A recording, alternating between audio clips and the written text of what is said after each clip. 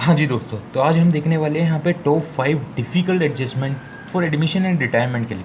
Class 12th accountancy के अंदर जो एडमिशन और रिटायरमेंट का चैप्टर है, चैप्टर नंबर 4 एंड 5। इसमें सर ये 5 ऐसी एडजस्टमेंट मैं आपको आज बताने वाला हूँ जिसमें बच्चों को बहुत ज़्यादा प्रॉब्लम आती है और पेपर में पूछे जाने के चांसेस बहुत ज़्यादा हैं इनके। तो देखते हैं सर, शुरुआत करते हैं एडजस्टमेंट नंबर 1 से, जो कि आपको दिखाई दे रही है यहाँ पे।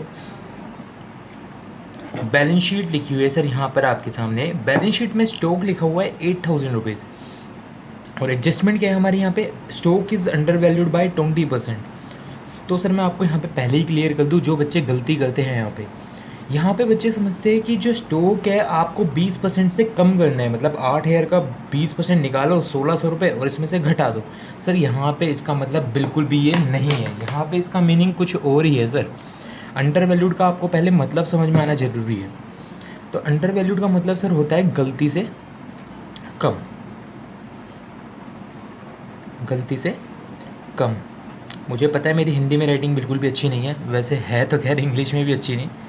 मैं विश्वास रखता हूँ कि आपको समझ में आ जाएगी। चलिए फिर स्टार्ट करते हैं। मैंने अंडर वैल्यूड का मतलब बताया गलती से कम। सर गलती से कम का मतलब है ये चीज़ बैलेंस शीट में जो स्टॉक है वो 8,000 जो है वो 20% से गलती से कम है। तो ठीक करने के लिए क्या करना पड़ेगा आपको?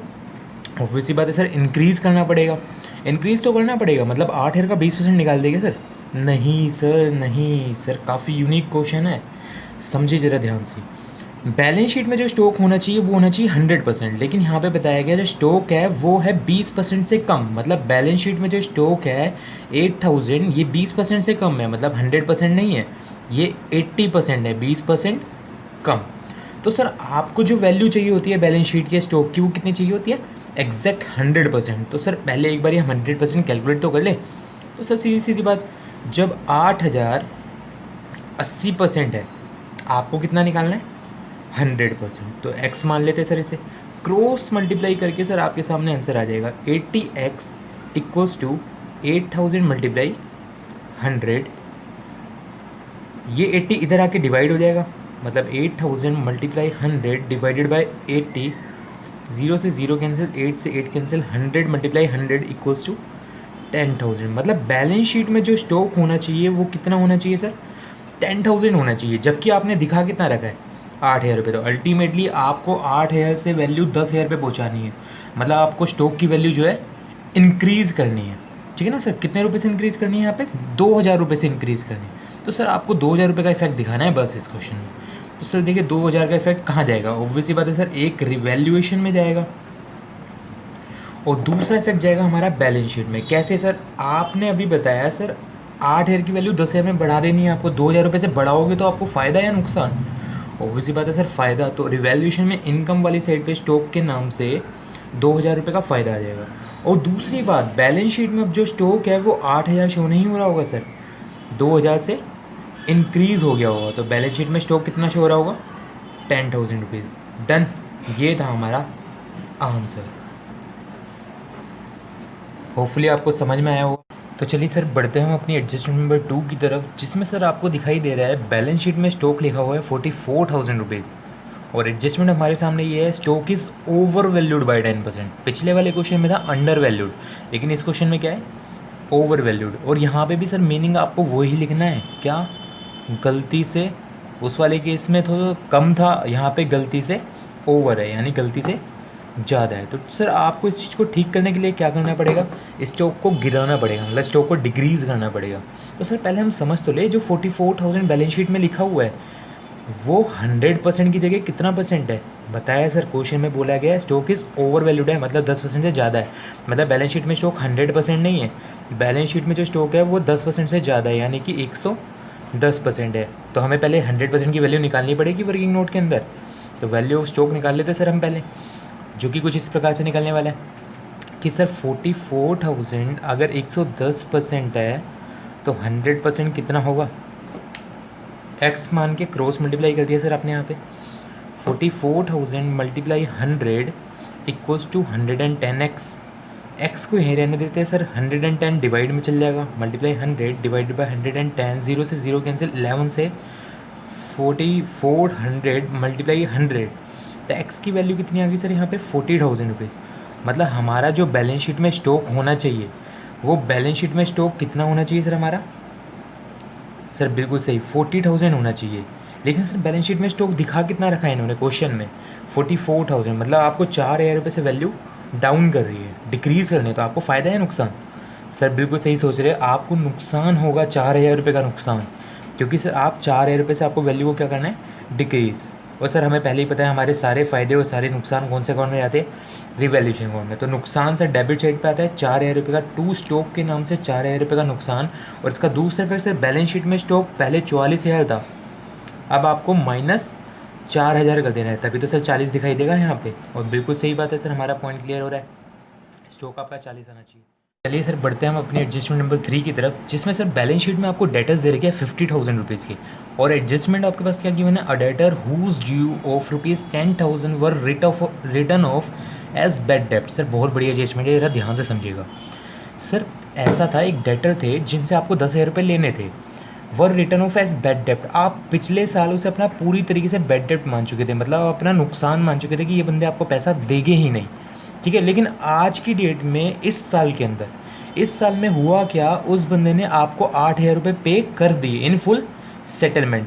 देने थे बेशक 10,000 रुपये, लेकिन सर कोई बात नहीं, भागते भूत की लंगोटी सही, भागते चोर की सर, जो भी है वटेवर। नहीं, कुल मिला के हुआ क्या सर, 2,000 रुपये आपको मिले या ना मिले वो बात की बात है। आप ये बात बताओ, आप जिसे पिछले साल नुकसान मान चुके थे, आज उस इंसान ने आपको कुछ पैसे तो दे दिए ना, जितने पैसे दिए वो सारा का सारा आपको क्या हो जाएगा? फ़ायदा। तो 8,000 या है ना, कुछ तो मिल गया आपको, जितना मिला उतना सारा का सारा आपको क्या हो जाएगा? फ़ायदा। अब मिला किस में सर? कैश में। तो पहली बात, इस पॉइंट से इफेक्ट किस पे पड़ेगा सर? आपका दो चीज़ों पे, आपका एक पास तो कैश इंक्रीज़ हो जाएगा, और दूसरी बात आपको एक इनकम हो जाएगी, मतलब फ़ायदा हो जाएगा। तो पहला इफेक्ट सर इसका जाएगा रिवैल्यूएशन में, इनकम में, इनकम वाली साइड पे, मतलब बाय डेटर्स के नाम से, मतलब बाय डेटर्स नहीं बोलेंगे, बाय ज़्यादा बेटर वर्ड है, बाय बैड डेप्ट रिकवर्ड। आपको पैसे मिल गए ना वापसी, बैड डेप्ट रिकवर हो गया। आपको पहले नुकसान था, वो नुकसान थोड़ा तो रिकवर हुआ। कितने रुपए का सर? 8,000 रुपये का फ़ायदा। और दूसरी बात, बैलेंस शीट में जो है इसका इफेक्ट कहाँ पे जाएगा? कैश में। सर कोई भी बच्चा डेटर में मत डाल के आना सर, कैश में इफेक्ट आएगा, क्योंकि कैश बढ़ा है और इनकम हुई है आपको। तो यहाँ पे बैलेंस शीट में जितना भी कैश आपके पास पहले था, उसमें यहाँ पे अमाउंट आप 8,000 रुपये इंक्रीज़ कर दो, क्योंकि आपके पास कैश आया है। तो सर यहाँ पे जो है 10,000 का कोई रोल नहीं था, और डेटर के 50,000 का भी कोई रोल नहीं था। कई बच्चे इस पॉइंट को डेटर में डाल के आ जाते हैं, तो सर मैं आपको यही बात समझाना चाहता कि 10,000 का भी कोई रोल नहीं था यहाँ पे। आपको मतलब है इस साल में आपको क्या हुआ है, ये सारा अमाउंट जो 10,000 का था, ये पिछले साल का था। पिछले साल आप इसे राइट ऑफ कर चुके थे। जब सर पिछले साल राइट ऑफ कर चुके थे, तो उससे मतलब ही नहीं है आपको। यहाँ पे लिखा हुआ था बेड, यहाँ पे मैंने लिखा नहीं है, मैं लिख देता हूँ bad debts in last year. चलिए सर बढ़ते हैं हम अपनी एडजस्टमेंट नंबर 4 की तरफ, जो कि बहुत ही बढ़िया एडजस्टमेंट है, बहुत ही बेहतरीन एडजस्टमेंट है। समझिएगा ध्यान से, क्योंकि ये बच्चे बहुत ज़्यादा गलत करके आते हैं, उनको समझ नहीं आ पाती बात। तो मैं आपको इस वाली एडजस्टमेंट को दो तरीके से कराऊंगा, एक लॉजिकली और एक शॉर्ट ट्रिक से। जोन सी भी आपको बेटर लगे आप वो फॉलो कर लेना। चलिए देखते हैं सर, बैलेंस शीट में आपको डेटर्स गिवन है 50,000 के, और प्रोविज़न गिवन है, माइनस कर रखा है प्रोविज़न, मतलब आपको माइनस कर रखा है 6,000 रुपये, मतलब डेटर्स आपको 44,000 रुपये दे रखे हैं। छोड़िए वो जो भी है। अच्छा, आपको प्रोविज़न पता होगा सर क्या होता है? प्रोविज़न का मतलब यहाँ पे होता है प्रोविज़न फॉर डाउटफुल डेब्ट्स, मतलब आपने कुछ डेटर पे आपको डाउट हैगा, जिस वजह से आपने पहले से प्रोविज़न बना लिया कि हाँ भाई सर, हमें लगता है कि 6,000 के डेटर्स जो है वो आपको पैसा नहीं देंगे। ठीक है सर, चलिए देखते हैं अब हुआ क्या, एडजस्टमेंट क्या है। टू राइट ऑफ बैड डेप्ट अमाउंटेड टू ₹8,000। उस साल के दौरान आपके सामने बैड डेप्ट्स कितने हो गए सर? 8,000। एंट्री से सिखाता हूँ आपको ये चीज़। एंट्री में आपको दिखाई दे रहा है सर, बैड डेप्ट वाले पॉइंट की एंट्री करते हैं। आपको बैड डेप्ट की एंट्री पता ही होगी सर, बैड डेप्ट एक नुकसान है, तो बैड डेप्ट आपने डेबिट कर दिया, डेबिट टू, ऑब्वियसली बात है सर, डेटर भी खत्म हो गए। डेटर कितने खत्म हो गए सर? 8,000 के। लेकिन एक बात बताओ, क्या पूरे के पूरे बैड डेप्ट हो गए क्या आपको? नहीं सर, पूरे के पूरे बैड डेप्ट नहीं हुए हैं आपको, क्योंकि सर 8,000 में से 6,000 रुपये आप कहाँ से रिकवर कर सकते हो? इस प्रोविज़न से। मतलब नुकसान जो है वो 8,000 में से आपने कितना रिकवर कर लिया नुकसान? 6,000 का। किसके थ्रू? प्रोविज़न के थ्रू। तो बैड डेप्ट जो हुए वो आपको कितने के ख़त्म हुए? 2,000 के। और बाकी का जो प्रोविज़न आपने कितना रिकवर कर लिया? प्रोविज़न पूरा का पूरा ख़त्म सर आपका। कितने रुपए से? 6,000 से। मतलब सर प्रोविज़न ख़त्म आपका, डिक्रीज़, बैड डेब्ट्स आपको हो गए, नुकसान, एक एक्सपेंस बढ़ गया, कितने रुपए का सर? सिर्फ और सिर्फ नुकसान कितने का आएगा? 2000 का। और आपको पता ही है सर, सारे के सारे नुकसान और सारे के सारे फ़ायदे हमारे किस अकाउंट में जाते हैं? रीवैल्यूएशन में। तो बैड डेब्ट्स की जगह किस वर्ड का यूज़ किया जाएगा? रीवैल्यूएशन का। ठीक है सर, तो एंट्री आपने क्रिएट कर दी तो अब आपको बिल्कुल भी दिक्कत नहीं आएगी। एक इफेक्ट जाएगा इसका रिवैल्यूएशन में, दूसरा प्रोविज़न में और तीसरा डेटर में। तो चलिए सर पहले हम रिवैल्यूएशन में डालते हैं। रिवैल्यूएशन में आपको दिखाई दे रहा है अपोजिट साइड पे कौन सी है? To debtor. तो टू डेटर के नाम से रिवैल्यूएशन में कितना अमाउंट जाएगा सर? 2000। तो 2000 रुपये आपने रिवैल्यूएशन में डाल दिया। और दूसरा इफेक्ट दिखाई दे रहा है आपको प्रोविज़न में और डेटर में, और दोनों ही चीज़ें कहाँ पे है सर? हमारी बैलेंस शीट में होती है। तो बैलेंस शीट में जाते हैं, अब आपको दिखाई दे रहा है प्रोविज़न क्या हो रहा है? ख़त्म हो रहा है 6000 से। तो बात ही ख़त्म सर, डेटर जितने भी थे उसमें से आपने प्रोविज़न पहले माइनस कर रखा था। कितना माइनस कर रखा था? 6000 पहले माइनस था। ये तो क्वेश्चन की लैंग्वेज लिखी हुई है जो। तो अब जो एडजस्टमेंट हमने करी थी, प्रोविज़न 6000 रुपये का ख़त्म कर दिया हमने। तो 6000 रुपये का प्रोविज़न ख़त्म, मतलब यहाँ प्रोविज़न ज़ीरो आ रहा होगा। और तीसरा इफेक्ट कहाँ जा रहा है सर? डेटर में। डेटर कितने से डिक्रीज़ हो रहे हैं? 8000 रुपये से घट रहे हैं, पहले थे 50,000 के। अब बैड डेब्ट्स की वजह से आपके जो डेटर है वो कितने से डिक्रीज़ हो गए? 8000 से। माइनस करो सर, आंसर आ गया आपके सामने 40,000। अल्टीमेटली आपको आई थिंक समझ में आ गया होगा। चलिए सर इसका दूसरा तरीका समझते हैं, जो शॉर्ट ट्रिक है, एक शॉर्टकट है वो। तो यहाँ पे देखो, सीधा सीधा फंडा मैं बताता हूँ। जो भी आपको इन्फॉर्मेशन दे रखी है, अगर आपके सामने कोई भी बैड डेब्ट हुआ है, प्रोविज़न दोनों गिवन है, एक काम करो यार, हमेशा 6000 को इससे कैंसिल कर दो। और कहाँ पे इफेक्ट बच रहा है आपका? बैलेंस कहाँ बच रहा है सर? यहाँ पे कितना बच रहा है? 2000 का। क्वेश्चन नहीं खत्म सर। आपको बैड डेब्ट कितने के हुए? 2000 रुपये के। आपको 2000 रुपये के बैड डेब्ट हुए ना, तो 2000 रुपये का इफेक्ट दिखा दो। एक 2000 रुपये का तो नुकसान हो गया आपका यहाँ पे। और दूसरा बैलेंस शीट में आप इसे किस तरीके से शो करोगे? बैलेंस शीट में आप शो करोगे इसे, डेटर में से बैड डेब्ट्स माइनस कर दो। सिर्फ कितने के? 2000 रुपये के। लेकिन यहाँ पे जो डेटर आएगी वो अमाउंट कौन सा आएगा? ये बाहर वाला अमाउंट, ठीक है, 44,000 माइनस 2000, क्योंकि सर प्रोविजन आपने कैंसिल कर दिया ना, प्रोविज़न खत्म हो चुका है। और अब बचा कितना है बाहर? 44। 44 माइनस 2, तो बाहर कितना अमाउंट आएगा? 42,000। तो सर ये दूसरी शॉर्टकट था, इसमें आपको इतनी मेहनत करने की जरूरत नहीं है, लेकिन सर लॉजिक ही है। मैं आपको फिर बता रहा हूँ, पहले वाला लॉजिक है। अगर आपको समझ में आया तो बहुत ही बढ़िया, अगर नहीं समझ में आ रहा है तो आप। तो चलिए सर अब बढ़ते हैं हम अपनी आखिरी एडजस्टमेंट की तरफ, एडजस्टमेंट नंबर 5 की तरफ, जो कि बहुत ही अच्छी एडजस्टमेंट है सर। जरा पढ़ लेते हैं। बैलेंस शीट में आपको इन्वेस्टमेंट गिवन है 1 लाख रुपीज़ की, और एडजस्टमेंट क्या है? 1/5। पूरी एडजस्टमेंट नहीं सर, पूरी इन्वेस्टमेंट नहीं लेके गया है वो, सिर्फ कितनी इन्वेस्टमेंट ले गया? 1/5 इन्वेस्टमेंट टेकन ओवर बाय ए, जो कि पार्टनर था, एट ₹30,000। सर 1 लाख का पहले 1/5 तो निकालो। 1 लाख का 1/5 कितना होता है सर? 1 लाख मल्टीप्लाई 1/5, तो सर कितना आया? 20,000। मतलब ये सिर्फ कितने इन्वेस्टमेंट की बात कर रहा है? 20,000 इन्वेस्टमेंट की बात कर रहा है। 20,000 इन्वेस्टमेंट टेकन ओवर बाय ए। 20,000 की इन्वेस्टमेंट ए ले गया, लेकिन कितने रुपए में ले गया? 30,000 रुपये में। याद रखना सर, जब भी टेकन ओवर वाला क्वेश्चन आ जाए तो आपको एसेट को पहले रिवैल्यू करना है, चाहे कोई सा भी क्वेश्चन आ जाए। पहले आप रिवैल्यू का पॉइंट करोगे, देन आप टेक ओवर का पॉइंट करोगे, ठीक है। मतलब लेके जाने की एंट्री बाद में होगी, पहले आप एसेट को रिवैल्यू करोगे। तो आपको दिखाई दे रहा है यहाँ पे इन्वेस्टमेंट कितनी ले गया? वो सिर्फ 20 की। कितने में ले गया? 30 में। मतलब 20 की वैल्यू नहीं रही, अब वो उसकी वैल्यू कितनी हो गई? चेंज होकर 30,000 हो गई। मतलब आपकी इन्वेस्टमेंट जो है 10,000 रुपये से इंक्रीज़ हो गई है। तो पहला इफेक्ट कहाँ डालोगे सर आप? रिवैल्यूएशन में। रिवैल्यूएशन में आपको सर इनकम हो गई है कितने रुपये से? 10,000 रुपीज़ से, क्योंकि 20 से 30,000 हो गई ना वैल्यू, तो 10,000 रुपये से बढ़ गई है। तो इन्वेस्टमेंट के नाम से इनकम आएगी यहाँ पर आपकी कितने रुपये से? 10,000 से। और इसी का दूसरा इफेक्ट कहाँ आएगा सर? बैलेंस शीट में।